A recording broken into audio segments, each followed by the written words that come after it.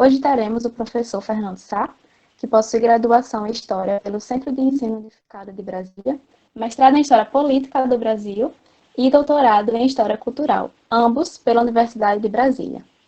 Pós-doutorado em História no programa de pós-graduação em História da Universidade Estadual de Feira de Santana.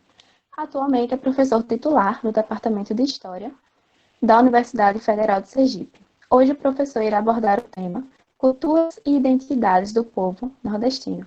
Fique à vontade, professor, para iniciar a sua fala. A proposição, dos organizadores desse curso de extensão é muito instigante, porque falar da cultura e da identidade nordestinas traz sempre uma enorme polêmica, já que nós temos cristalizadas algumas imagens sobre o que faz ser Nordeste ou nordestino, né? Então, eu queria, como ponto de partida dessa nossa conversa, na verdade é uma conversa, trazer alguns questionamentos sobre essa visão essencialista que se tem da ideia de Nordeste e de uma nordestinidade.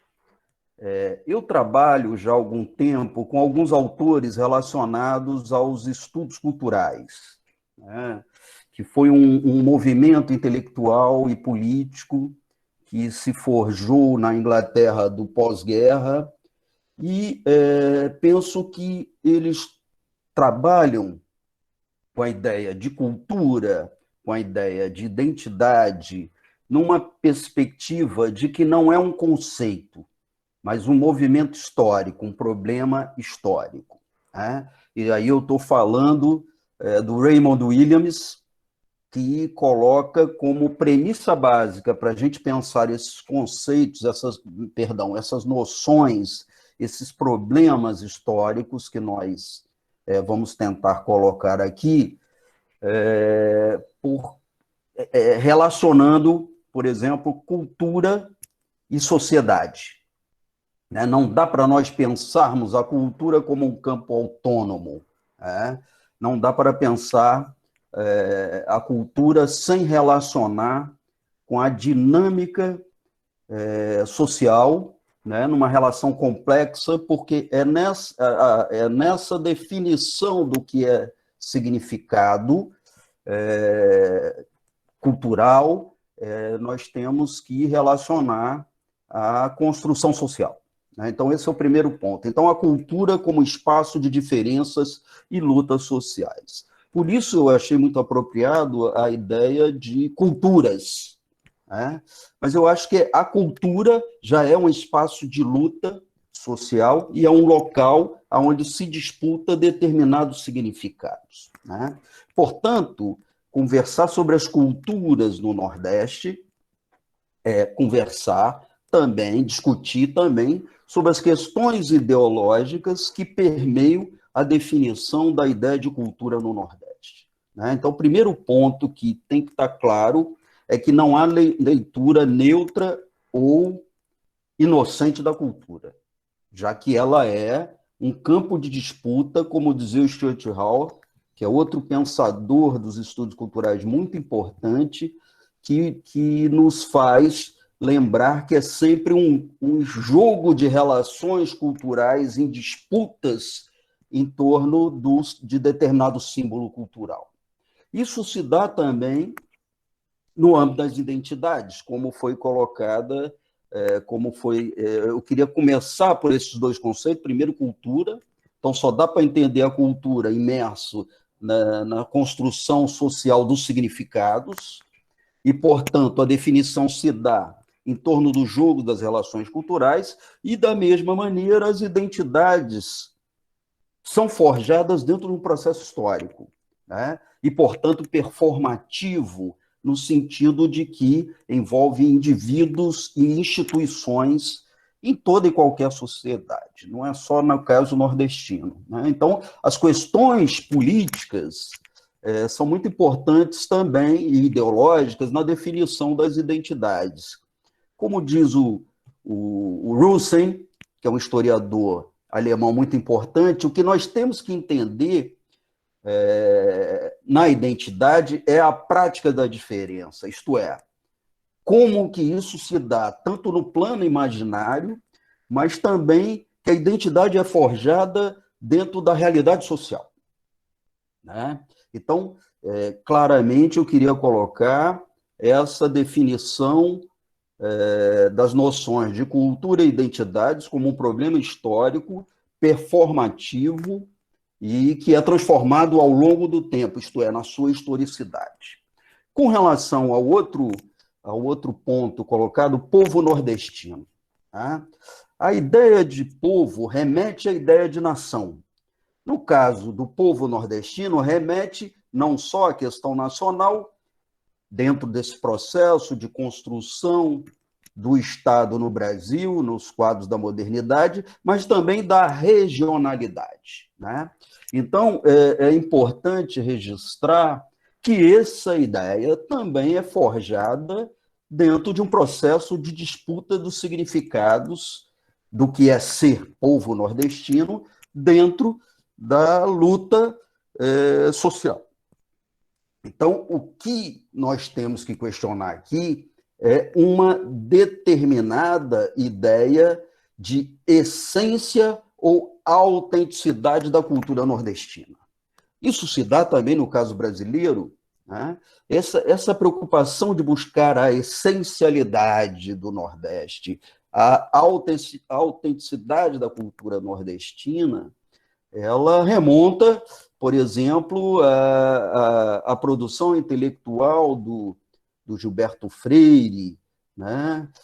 Dentro daquele quadro do movimento regionalista, vem até a obra do Ariano Suassuna. Né? Então, essa busca aí, eu estou querendo exatamente questionar, porque nós temos que problematizá-la dentro da sua própria historicidade. O que eu estou dizendo com isso? E aí, de fato, os trabalhos do Durval Albuquerque Júnior, tanto desde a invenção ou os últimos trabalhos que questionam não só a ideia de Nordeste, mas a ideia de cultura popular nordestina, são fundamentais para a gente pensar como que essa determinada imagem, esse determinado texto que define o Nordeste como identidade espacial, foi forjada dentro de uma relação de poder, né, tanto da passagem do Império à República, quanto também, né, da tentativa dos setores dominantes da região nordestina de se fazer presente no âmbito nacional, né, quando perde um pouco o seu poder econômico, mas tenta compensar a sua participação no âmbito nacional através da cultura. Então, eu acho que esse é um dado importante, né? Isso se dá não só no âmbito do discurso político, como bem mostrou o Durval. Isso se dá também na produção cultural. É muito interessante quando você pergunta para as pessoas que não são do Nordeste ou pouco conhecem o Nordeste, qual é a imagem que se tem, quais são os temas mais marcantes do Nordeste. Imediatamente se fala da seca, do cangaço, do messianismo, né? Das lutas entre as famílias sertanejas. Quer dizer, existe um conjunto de temas que acabam construindo uma determinada verdade sobre o que é ser Nordeste e o que é ser nordestino. E isso atravessa tanto uma historiografia mais conservadora, ligada aos institutos históricos da região, seja de Pernambuco, principalmente, que é o mais antigo na região, mas que remonta também ao nosso, da Paraíba, de Alagoas, etc. Aquelas obras que eu falei do Gilberto Freire e do todo o regionalismo de 1930, né, que coloca o Nordeste como espaço da saudade, como espaço da tradição, né? Mas isso também está colocado em setores vinculados à esquerda, né? Nós temos intelectuais e artistas vinculadas nos anos 30 ao Partido Comunista, que acabam se apropriando dessa ideia forjada em torno do Nordeste, mas não para voltar ao tempo da tradição, mas sim com a possibilidade de transformação, né?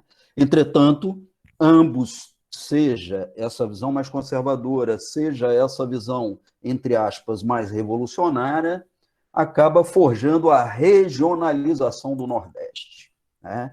Então, feito essa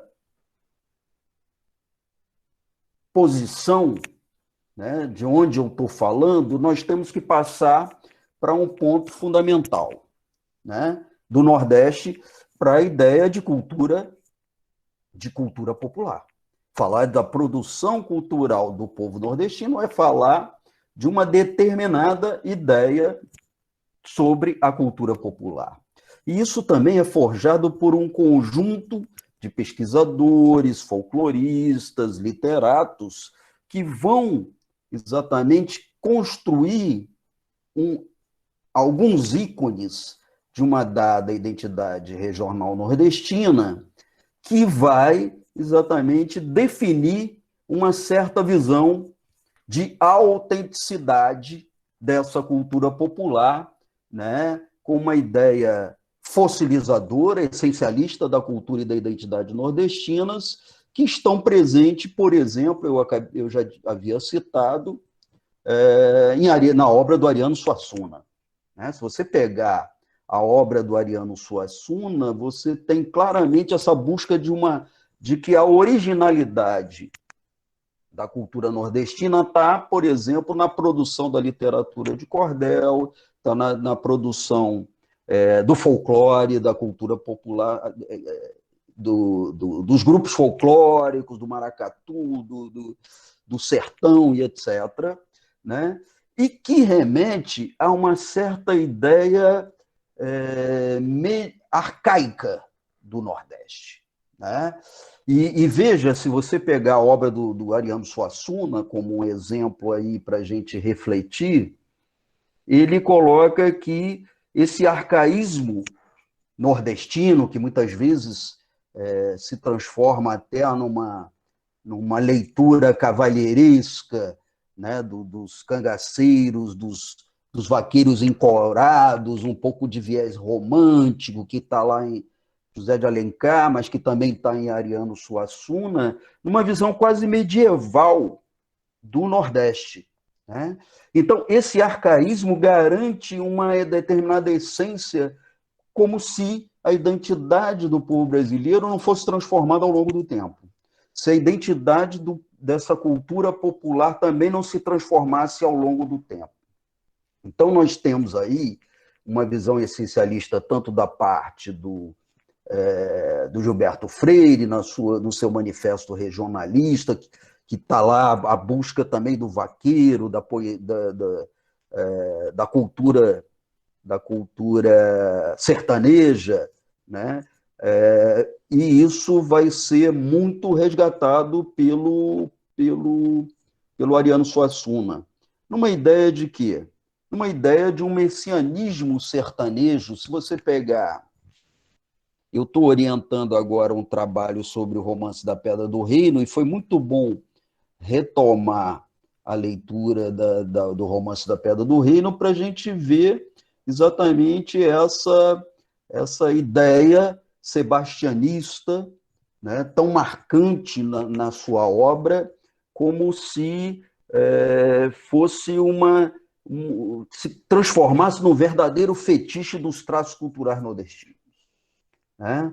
Como Michel Zaidan, filho, um intelectual da Universidade Federal de Pernambuco, né, que trabalha com essa temática de um modo bastante iconoclasta com relação a Gilberto Freire e o Ariano Suassuna, ele fala que, na verdade, tanto a obra do Freire quanto do Suassuna serve mais como uma sobrevivência simbólica das elites, das oligarquias nordestinas que foram, pós-1930, né, questionadas, e isso é mantido do ponto de vista cultural, né? Bem,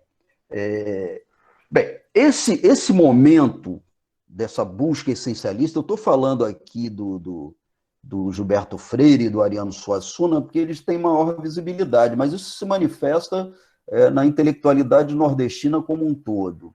Entretanto, essa ideia, né, de medievalização do sertão, por exemplo, essa inspiração sebastianista no Ariano Suassuna, acaba sofrendo uma desestabilização, principalmente no processo de mundialização da cultura, da globalização da cultura. Por quê?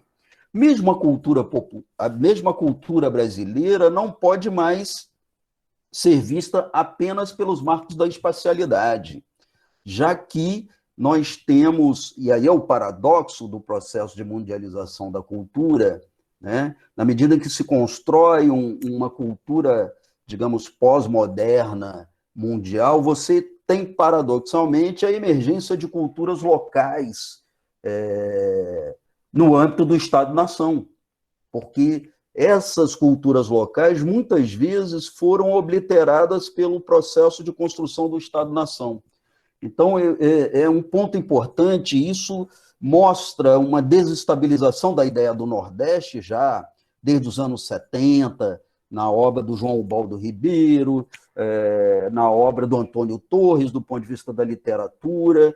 Mas, nos últimos anos, eu vi duas exposições de artes plásticas que me chamaram muita atenção dessa desestabilização da ideia de Nordeste. Uma foi a exposição feita no Sesc de São Paulo sobre a produção artística nordestina contemporânea, se chamava A Nordeste, com crase, até para incomodar, né? Porque lá, exatamente, o que chama atenção é uma hibridização, né, do moderno e do contemporâneo, né, chamada alta cultura e baixa cultura, da arte do artesanato, do popular e do erudito. Então, essa retirada da hierarquia entre essas visões binárias faz com que nós possamos ver uma riqueza cultural que muitas vezes não aparecia. Eu vou dar um exemplo bem próximo daqui, que é o artesanato da Ilha do Ferro, aqui no Baixo São Francisco, do lado de Alagoas, no qual há uma revalorização de uma produção que já remonta a muito tempo e não tinha visibilidade no circuito cultural como tem a partir do processo de globalização, né? Então, eu estive no Museu de Arte de São Paulo e estava lá essa produção da Ilha do Ferro. Ou, por exemplo, daqui de um artista do interior de Sergipe, o Véio, né, com as suas esculturas, com a sua obra magnífica, acaba por ganhar uma visibilidade, inclusive na Bienal de Veneza. Então, esse é o paradoxo, essa relação entre globalização, mundialização e cultura local acaba desestabilizando aquela visão anteriormente que eu falei da essencialidade, né? Então, eu queria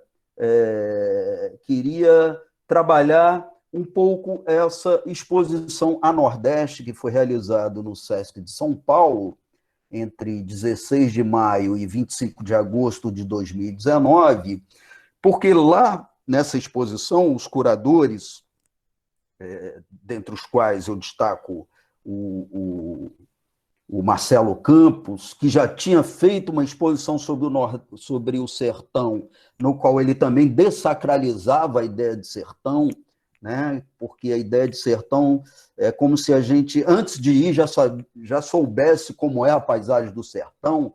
Então, o Marcelo Campos, um dos curadores, coloca muito o Nordeste como lugar da tradição, mas também das contradições. Eu acho que essa imagem é muito interessante, né?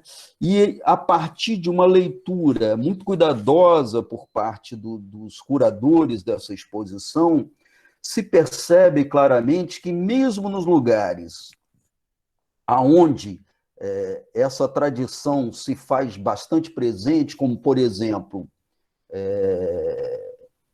a região do Cariri cearense, essa produção cultural dita tradicional, como o trabalho com couro, que remonta à colonização, o mestre Expedito Celeiro, por exemplo, reinventa essa produção do couro e atinge, né, as passarelas das modas dos grandes centros urbanos, aparece na televisão, das telenovelas da Rede Globo. Então, essa relação dialética, né, entre o contemporâneo e essa tradição, eu acho que acaba por questionar determinado estereótipo regionalista de uma identidade unívoca do Nordeste.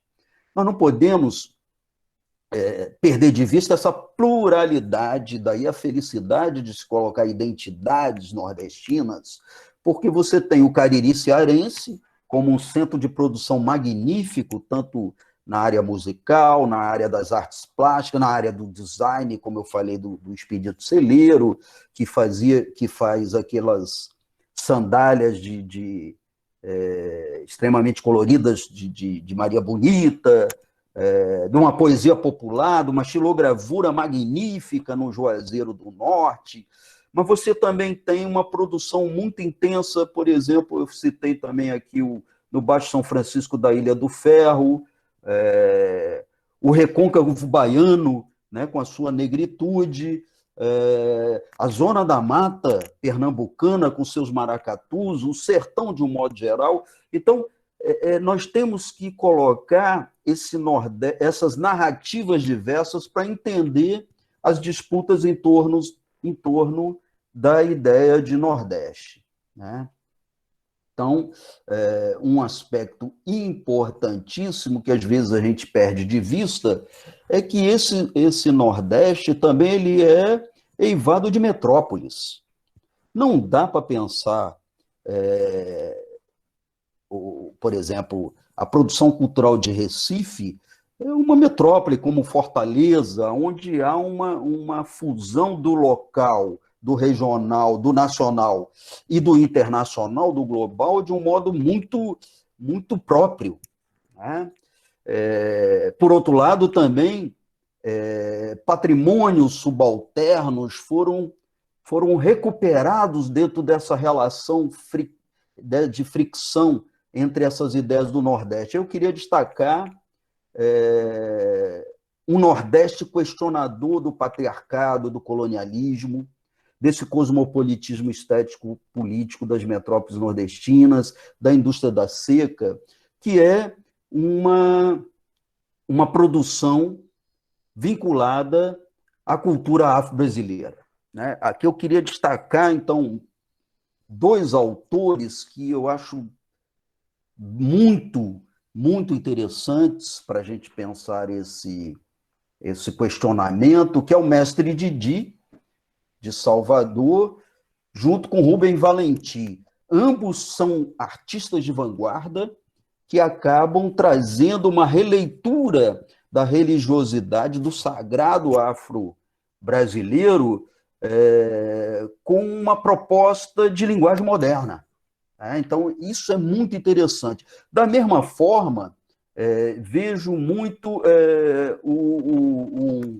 a produção musical do rap nas periferias das cidades, das metrópoles nordestinas, como lá em Recife, Olinda, né, que desaguam na junção do rap com o maracatu no Mangue Beat, né? Só para lembrar essa fusão, né?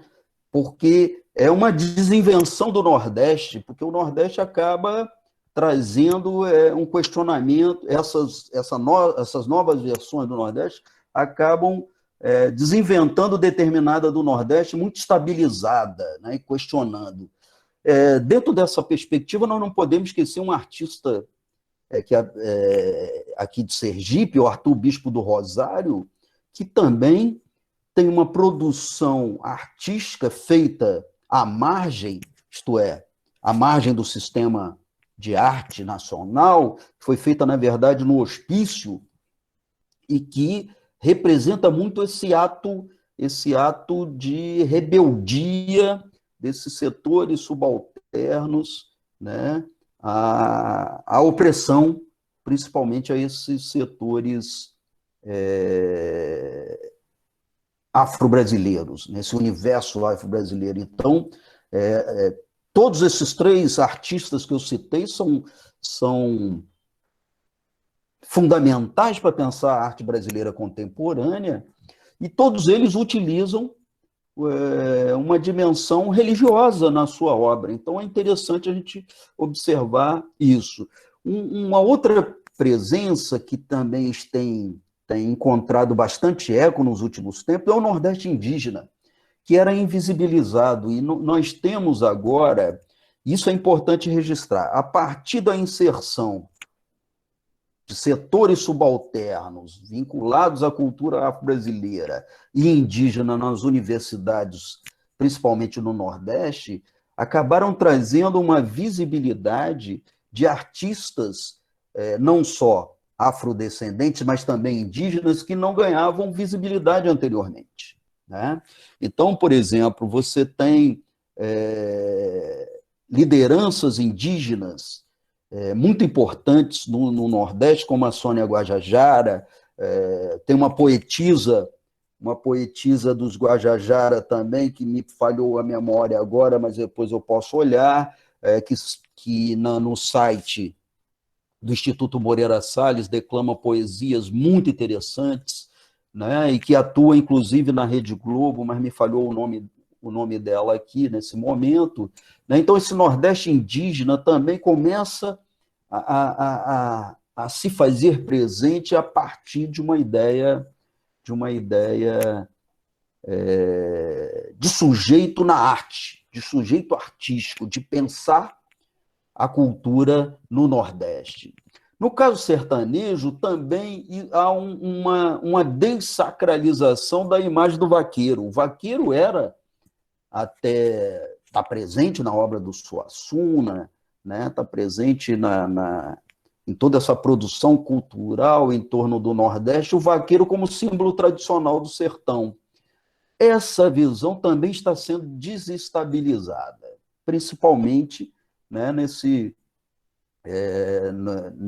tempo de compressão de espaço-tempo da internet, da chamada pós-modernidade, né, no qual, por exemplo, eu escrevi um texto sobre o Ronaldo Corrêa de Brito, um romance chamado Galileia, né, no qual lá ele coloca, ele desconstrói essa ideia de vaqueiro hoje no sertão, porque hoje uma personagem, uma mulher, guiava a bicicleta tangendo as vacas, né? Isso está na fotografia do Tiago Santana, fotógrafo que trabalhou, por exemplo, os temas clássicos do Nordeste brasileiro, como ele tem um livro sobre o Juazeiro do Padre Cícero, ele tem um livro sobre o Céu de Luiz Gonzaga, né? Mas ele tem uma foto, por exemplo, de um vaqueiro pastorando o gado com a sua bicicleta. Quer dizer, então, aquele vaqueiro encourado, né? E que usava o cavalo numa determinada construção romântica, tem sido desconstruída, né? Tanto na literatura, quanto na fotografia, quanto nas artes plásticas. Por quê? Porque na fotografia também, uma imagem do sertão, que nós temos muito arraigado, e não dá para falar de Nordeste sem falar de sertão, nós temos, por exemplo, as fotografias do Fred Jordão, lá de Pernambuco, que captura com a sua máquina as estradas sertanejas a partir da velocidade dos caminhões, né? Através do verde da natureza, porque exatamente desestabiliza essa visão do Nordeste seco, esturricado, que está tão arraigado na nossa imaginação e no nosso imaginário, né? Isso também está muito presente na obra do mestre Expedito Celeiro, de Nova Olinda, na região do Cariri cearense. Se a gente pegar os trabalhos dele na arte do couro, ele constrói o seu bolsas, calçados, objetos utilitários, mobiliário. Ele utiliza uma releitura, né, dessa tradição que, por exemplo, remonta ao cangaço, que remonta aos vaqueiros desde o período colonial, com seus gibões, com seus alforjes, chapéus, perneiras, etc., em bornais, né, a partir exatamente de uma leitura que se funde com o colorido, por exemplo, dos ciganos. Às vezes, esse é um dado interessante. Nós temos dentro do nosso departamento o professor Marcos Silva, que tem mostrado como o sertão está muito marcado pela presença do criptojudaísmo, né? Ele publicou um livro sobre isso, alguns livros sobre isso, que eu acho relevante no sertão, principalmente do Rio Grande do Norte, mas muitas vezes a gente esquece que os ciganos também foram parte integrante dessa história brasileira, e é um setor extremamente negligenciado pela historiografia, né? Bem como a presença árabe na formação nordestina, né? Você tem, por exemplo, os arabescos do rendilhado lá nas varandas de Olinda, lá nos balcões de Olinda, dentro que vem da tradição ibérica, mas também o próprio Expedito Celeiro faz esses arabescos na sua própria produção do couro, né? O Eduardo Mota, que escreveu um belíssimo livro sobre o seu Expedito Celeiro, chama Os Arabescos de Couro do Mestre Expedito, são uma espécie de vitrais do sertão. Então, o que eu estou querendo dizer aqui? Da felicidade de vocês terem proposto essa imagem das culturas e das identidades do Nordeste, né? Porque nós temos que entender essa pluralidade, mas para entender essa pluralidade, nós temos que também estabelecer uma relação dialética entre passado e presente, né? No qual nós temos que interpelar determinadas leituras que muitas vezes justificavam a própria dominação das oligarquias nordestinas através da indústria da seca, né? Através da ideia de que o Nordeste é o atrasado, né? Que é místico, né? Fanático, como caracterizaram o Antônio Conselheiro lá em Canudos, ou o Padre Cícero e o Beato Zé Lourenço no Cariri cearense, né? Então, nós temos que desconstruir essas ideias. Por quê? Porque é uma nostalgia passadista de um sertão do Nordeste como se ele tivesse parado no tempo, que é uma visão euclidiana. Euclides dizia que o sertão está parado no tempo, né? que por conta do isolamento. O que essa nova produção está mostrando? É que nem no passado, e muito menos no presente,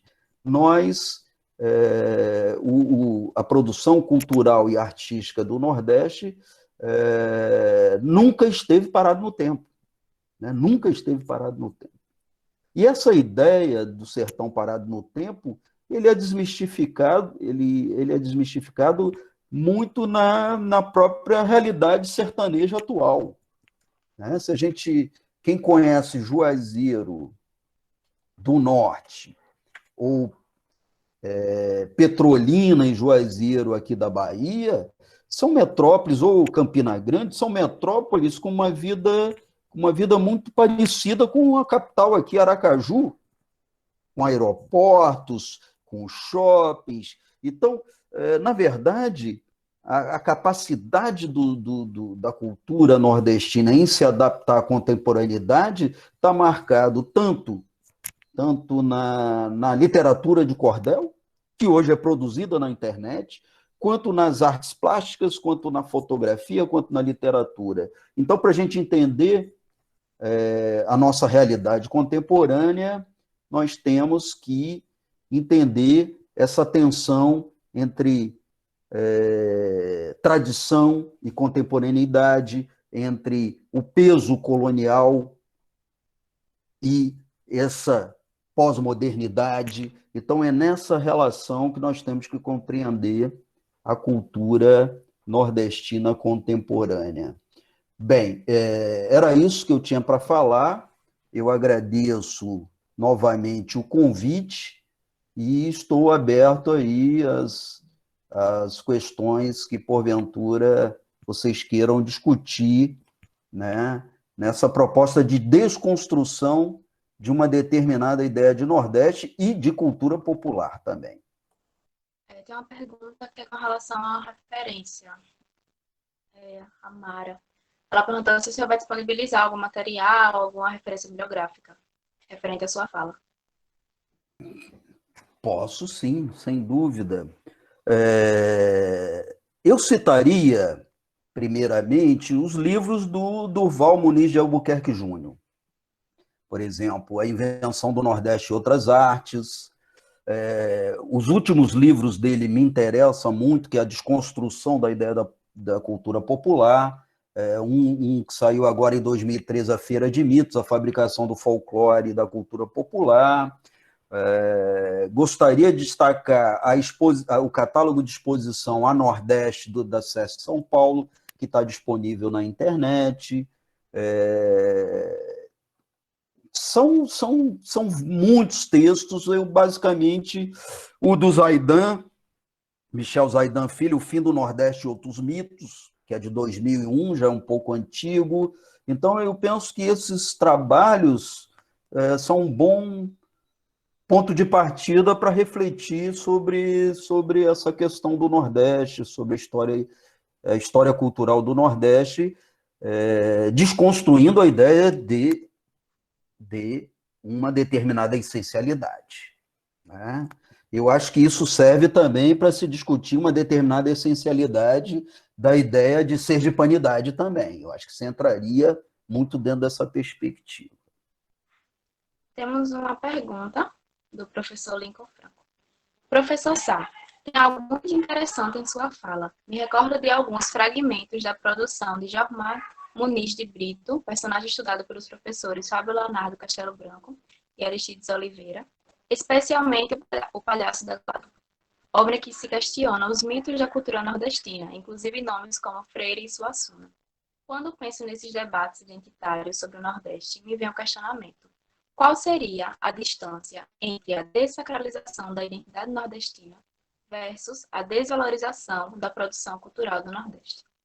Eu acho que ele tem toda a razão. Esse é o impasse de uma proposta de desconstrução de determinadas leituras da identidade nordestina, dessas visões essencialistas, mas e aí eu acho que o trabalho do Ronaldo Corrêa de Brito, ele tem uma posição ambígua, porque na medida em que o personagem principal do romance Galileia questiona muito essa visão essencialista do sertão, né, da heráldica do sertão, de toda essa tradição, ele acaba admirando também. O que não dá é para a gente manter uma leitura como se o Nordeste não houvesse se transformado nos últimos 50 anos. Né? Eu acho que é isso que a gente tem que colocar. Mas você tem razão. Eu acho que a gente não pode perder de vista o apoio à tradição. Através de quê? Eu acho que tem vários estados brasileiros que avançaram muito, por exemplo, na valorização dos mestres da cultura popular.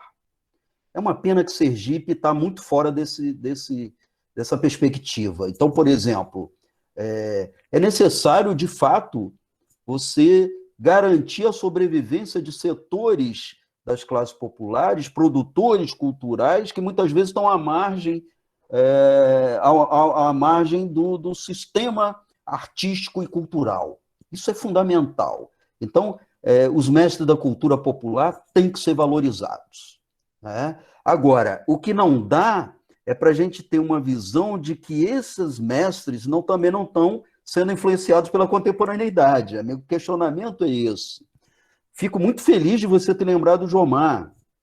Eu conheci o Jomar quando eu o trouxe numa exposição sobre o tropicalismo em 92 aqui no Festival de Arte São Cristóvão, e ele colocou muito bem que ele já questionava nos anos 70, através do Super 8, né, uma visão tropicalista, que a gente às vezes fala do tropicalismo apenas relacionando a Bahia, mas em Pernambuco teve um movimento tropicalista muito interessante, do qual o Jomar é um representante.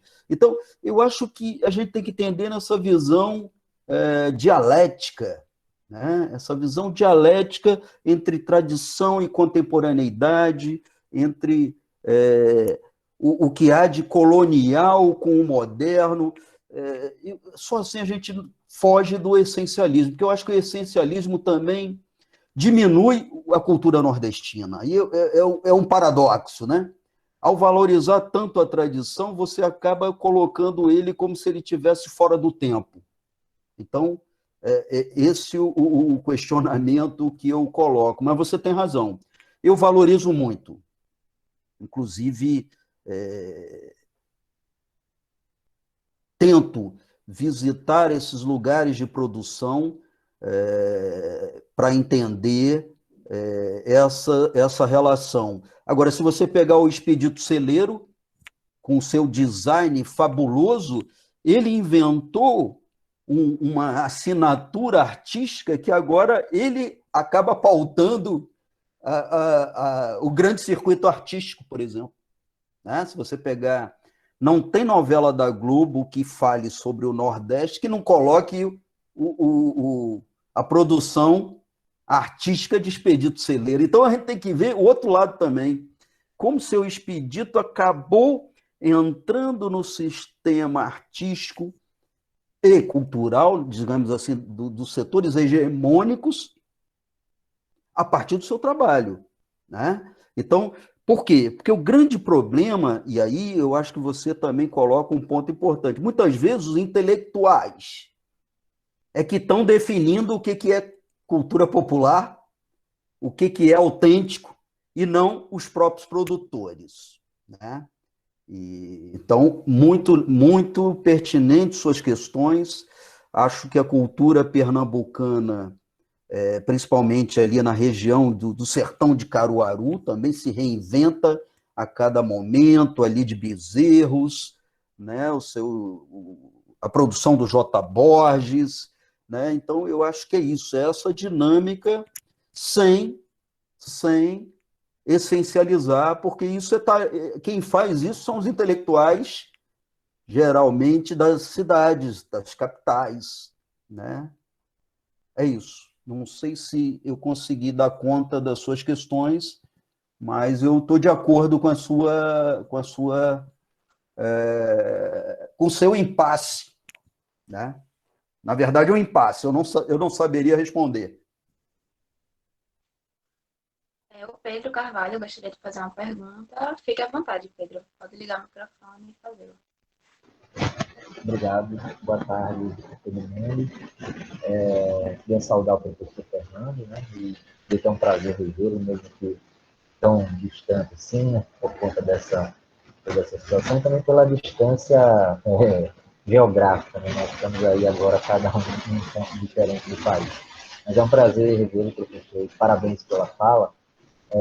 Antes eu queria fazer um comentário a respeito disso que você mencionou, né, sobre essa ideia já bastante ultrapassada, mas ainda assim muito presente, de que o Nordeste está parado no tempo, né, como o Clube da Cana mencionou, que você citou aí, e eu não pude deixar de lembrar do Bacurau, né, que é um filme que faz uma alusão a isso, né, a modernização do Nordeste, do seu interior, e ele provoca um pouco, né, pelo menos, essa discussão, embora não seja uma discussão muito evidente no filme, mas ela está lá, né? E isso acaba sendo algo muito discutido depois que a gente vê o filme. Pelo menos é algo que me chamou bastante a atenção. Na verdade, eu tenho dois questionamentos para o professor Fernando. Primeiro é o seguinte, existem análises que discutem, né, os esforços para a criação de uma identidade nordestina como uma reação, né, à ascensão do então Centro-Sul, né, em termos políticos e mesmo econômicos ali no início do século XX. Né? Seria uma forma de colocar a região Nordeste em disputa, como você mencionou, né? Nesse caso, uma disputa cultural, mas ainda assim, em certos termos políticos, pela atenção do governo central, né? No sentido de se manter assistida, de manter a entrada de recursos para sanear, ou ao menos supostamente, né, as mazelas decorrentes da seca. Ao mesmo tempo, alguns autores buscam distinguir essa cultura, né, forjada pelas elites, de uma outra popular que, por sua vez, seria uma espécie de reação a essa cultura vinda do alto. Mas você acha que, ao invés disso, na verdade, essa cultura que foi forjada pelas elites teria sido uma apropriação de uma cultura já existente, de uma cultura que, podemos dizer assim, em termos, era popular? E outro questionamento que eu tenho é o que você acha sobre que alguns autores, sobretudo alguns ligados dos anos 1980, que ainda vejo essa discussão aparecendo com bastante clareza, o que você acha sobre a discussão que eles fazem sobre essa relação, e esse é um termo que se usa muito nesse momento, né, essa relação paternalista que as elites do Nordeste teriam buscado manter com o governo federal, utilizando o governo central, né, utilizando o problema das secas como justificativo, né, porque o que se afirma com bastante afinco, principalmente por autores aí como Elias de Castro, ou mesmo o próprio Antônio Calado também, é que, historicamente, essas elites políticas têm buscado usar esse problema das secas para garantir a entrada de recursos no Nordeste. Mas, na verdade, acaba servindo para manter suas estruturas de poder. Queria saber o que você pensa sobre essa questão também. Bem, você tem toda a razão. Eu acho que, na verdade, as três questões que você colocou, elas estão interligadas, tá certo? De fato, há uma produção já bastante vasta sobre o discurso regionalista, né? Que apropriou, inclusive, a cultura popular, tá? Tanto dessa cultura que resultou do cangaço e da religiosidade popular, porque esse discurso ele vai utilizar o cangaço, a seca e a religiosidade popular como sintoma do atraso. Para superar esse atraso, ele precisa do apoio do Estado. Esse discurso, por exemplo, está numa certa romantização de Delmiro Gouveia. Eu assisti recentemente um debate na Fundação Joaquim Nabuco, no qual, às vezes, de tanto valorizar o papel do Delmiro, acaba se esquecendo que ele é um coronel como qualquer outro coronel e utilizava práticas arcaicas, por exemplo, o tronco, que era utilizado nos escravos. Então, essa fusão do arcaico e do moderno é uma constante, mas não é só no Nordeste, não, é em todo o mundo, né? Senão não daria para entender essa postura de setores fundamentalistas cristãos no Brasil de hoje, porque isso é um sintoma claro de um arcaísmo né, anti-ciência, e que está presente, e que a gente tem que lidar com essa... Quer dizer, ele sempre esteve, só não ganhava a visibilidade que tem hoje. Então, eu acho que esse é um ponto fundamental, você tem toda a razão. Então, o discurso paternalista para com a cultura popular é parte integrante desse discurso regionalista das elites nordestinas. O que eu acho importante, e aí vou aproveitar até para fazer uma propaganda, estou lançando um livro sobre o sertão agora, em outubro, que é Entre Sertões e Representações, no qual exatamente eu coloco que o importante não é o regionalismo enquanto ideologia, mas discutir a regionalidade, exatamente para a gente poder dar uma ideia de pluralidade dessa região. O regionalismo acaba construindo essa visão unívoca no aquilo que é plural, né? Então, eu acho que é isso, né? Agora, do ponto de vista artístico, a nova produção cultural nordestina, por exemplo, em Juazeiro do Norte, que eu acho o Cariri cearense, uma produção cultural de altíssimo nível, uma produção cultural em Pernambuco, que foi aqui mencionado, né, que não fica nada a dever aos centros produtores de cultura, Rio e São Paulo, Minas Gerais, etc., mas não tem a visibilidade, por quê? Porque nós temos os meios de comunicação muito oligopolizados. Por quê? Porque desde a Constituição, desde a Constituinte, depois da Constituição de 88 no Brasil, se aponta para a necessidade da regionalização cultural. Os grandes oligopólios da Rede Globo, da Bandeirantes, da Folha de São Paulo, do Estadão, etc. e tal, das famílias, são famílias, do SBT, são famílias, cabe nas duas mãos, que dominam tudo. Então, daí a gente não conhecer essa pluralidade, né?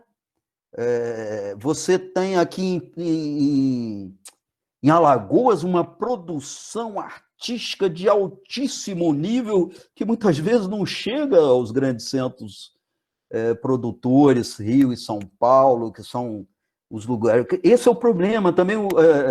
Se a gente parar para pensar, os aparelhos culturais são muito concentrados.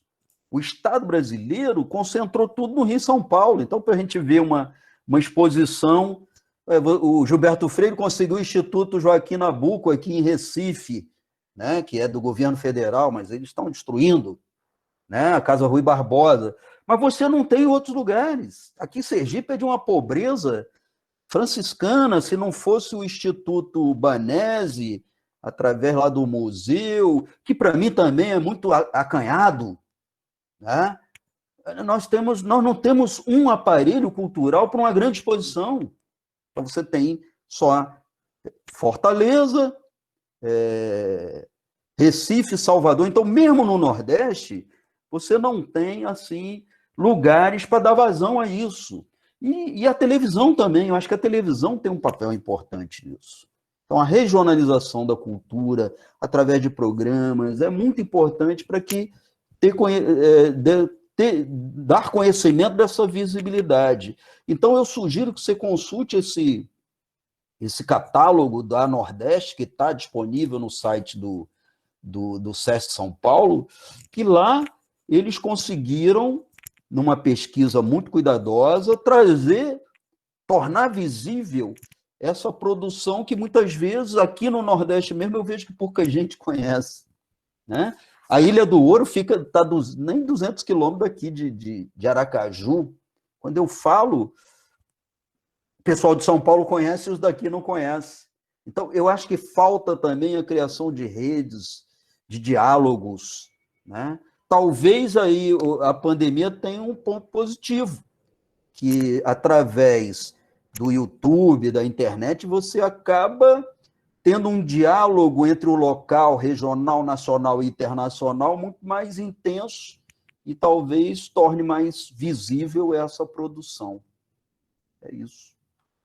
Eu, como é que eu posso dizer, participante, né, de movimentos culturais, movimentos folclóricos aqui no estado, né, eu vejo muito de perto, né, como é que tem acontecido e se transformado, né, essa questão. Mas, em se tratando, né, do meu movimento cultural, né, eu sou brincante de quadrilha junina, e quadrilha junina, inclusive, é o meu principal objeto de estudo, né? E além de estudar quadrilha junina, eu sou brincante de quadrilha junina e sou apaixonado pelo movimento junino. E o movimento junino hoje, ele tem sido, como é que eu posso dizer, questionado, não apenas hoje, né? Eu falo assim, de alguns anos atrás até hoje, né? Ele tem sido muito questionado, né, sobre a questão da modernização, né? Que a gente chama, que a gente fala, que no termo de quadrilha junina a gente chama de estilização, né? São as quadrilhas juninas estilizadas. E existe uma grande diferença, né? Inclusive, toda vez que alguém fala de quadrilha junina, muitas pessoas, as próprias pessoas do Nordeste mesmo, já remetem àquela quadrilha junina, de roupas quadriculadas, né? Roupas caipiras, né? Toda aquela caracterização caipira e, enfim, né? Existe já toda uma ideia, né? Uma imagem quando se fala de quadrilha junina, mas a gente vê que com o passar dos anos as quadrilhas juninas elas se modificaram. No ano de 2017, a minha quadrilha junina, a gente foi se apresentar em um evento, né, que é um concurso, na verdade, que é um concurso promovido pelo SESC, e um dos jurados que estava julgando a nossa quadrilha junina falou que nós não éramos mais quadrilha junina. E foi daí que veio esse questionamento. Mas o que é quadrilha junina? E quando você pensa o porquê que ele disse que a nossa quadrilha não era mais quadrilha junina. Nós somos o que é conhecido hoje no meio junino como uma quadrilha estilizada. Nós não somos o que chamam de quadrilha tradicional, né? E, inclusive, Sergipe é o único estado que ainda mantém, né, fortemente traços do que se conhece como quadrilha junina tradicional, onde nós vemos essa pluralidade como o professor mesmo falou, que existe nos estados. Se for analisar, eu como brincante, né, e estudo as quadrilhas juninas, cada estado ela tem um jeito e uma forma de dançar quadrilha junina. Não é uma coisa única, né? E se hoje a gente for parar também para analisar, a quadrilha junina que se conhece como tradicional, que era a forma que se dançava há, sei lá, 10, 20 anos atrás, também não é a mesma quadrilha junina, a ideia, né, de quadrilha junina que chegou quando veio de Portugal para cá, tá entendendo? Então, assim, eu particularmente vejo que essa transformação, né, só veio trazendo, só agregou, na verdade, para o movimento junino, para a cultura nordestina. Ano passado, se eu não me engano, ou foi 2019 ou foi 2018, uma representante, uma brincante de quadrilha junina, né, ela foi convidada por uma escola de samba de São Paulo para poder dançar e desfilar na escola de samba como representante como brincante de quadrilha junina. Essa moça, né, que foi representar lá, ela é conhecida como a rainha junina da modernidade, porque ela foi uma das pioneiras, né, que a gente chama dentro do meio junino, que trouxe essa modernização, que veio trazendo essa mudança, né, do que se conhecia antigamente como quadrilha junina e do que é conhecido hoje quadrilha junina. E o Nordeste é exemplo para que onde outros estados, né, fora do Nordeste, que eu, né, antes de brincar, não sabia que existiam quadrilhas juninas fora do Nordeste, mas existem sim quadrilhas juninas fora do Nordeste. E nós somos exemplo para essas pessoas, né, que dançam no Norte, né? No Centro-Oeste também é muito forte. No Sudeste nem tanto, mas eu conheço muito mais no Centro-Oeste e no Nordeste. E no Norte, desculpa. Então, assim, eu vejo essa transformação, sabe, professor e os alunos que estão aqui presentes, como uma forma de trazer as pessoas, principalmente, para que elas possam conhecer o movimento, para que elas possam ainda admirar o movimento, sabe?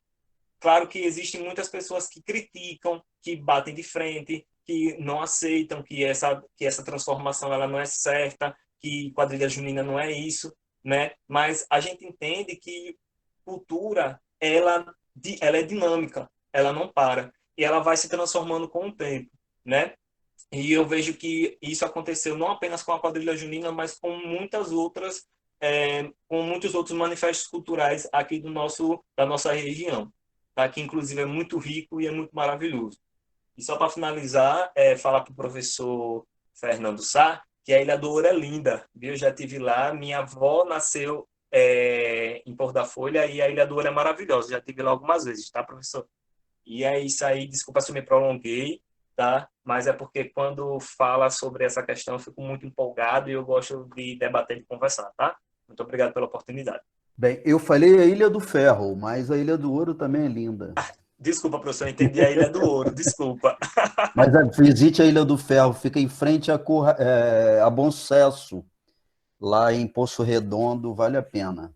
Ah, tá, entendi. Desculpa então, viu, professor? Valeu. É uma luta cultural em torno do símbolo que são as quadrilhas juninas. Então, é um campo de disputa no qual os setores conservadores vão tentar manter, digamos assim, uma leitura essencialista, que não pode haver inovação e etc., e aqueles que entendem que para atrair a juventude tem que estabelecer uma nova linguagem. Então, essa disputa vai acontecer, como ele bem falou, já aconteceu antes, vai continuar acontecendo e acontecerá no futuro. Né? Então, a cultura é um espaço de disputas, então, de disputas simbólicas, relacionadas socialmente. Agora, um ponto que ele falou que é importante registrar é que os lugares onde as quadrilhas, digamos assim, repercutiram para além do Nordeste é o lugar onde tem uma forte presença da cultura nordestina, né? Não podemos esquecer que a região amazônica teve uma influência muito grande da cultura nordestina, Brasília tem uma influência muito grande da cultura nordestina, o Rio de Janeiro, São Paulo, etc. O norte do Paraná, né? Isso me chamou muita atenção quando eu tive na região de Londrina e Maringá, é uma presença nordestina muito forte, claro que eivada de preconceitos, né? Então, é importante a gente observar que essa reinvenção do Nordeste tem muito a ver com essas esses idas e vindas, né, desses nordestinos que vão para os grandes centros, que vão para outros lugares, voltam para cá, e é essa dinâmica cultural, né? É uma cultura de migração. Se a gente perder de vista isso, não entende o forró, não entende a literatura de cordel, não entende a produção cultural que tem uma base tradicional. Você vê a base, o imaginário base da literatura de cordel foi forjada no início do século XX, é mantida até hoje, só que há reinvenções. Da mesma maneira, o forró. Tá? Eu agora estou escrevendo um artigo sobre o sertão urbano de Brasília, que é um meu amigo, Beirão Neves, que junta forró com punk rock há 40 anos, com rock and roll, e quer dizer, e ele parte de Luiz Gonzaga, parte de Jackson do Pandeiro, mas faz uma coisa nova. Então, eu acho que é isso. Então, não estou interessado de trabalhar o que há de moderno no sertão e também o que há de sertão no moderno. Né? Eu acho que essa é a busca. Né? acabar com os binarismos nas análises culturais. Em nome do PET História, eu gostaria de agradecer ao professor Fernando Sá por ter aceitado o nosso convite, né, por ter falado brilhantemente na tarde de hoje. Esperamos contar com a sua presença, sua participação e outras iniciativas do PET História. Agradeço a presença de todas e todos aqui nesta tarde. E nos vemos na próxima terça-feira, às 15 horas, com o tema O Museu como Local de Memória e Resistência, ministrado pelas professoras Janaína Cardoso de Mello, do Departamento de História, e Priscila Maria de Jesus, do Departamento de Museologia, ambas da Universidade Federal de Sergipe. Obrigada, pessoal. Até a próxima semana.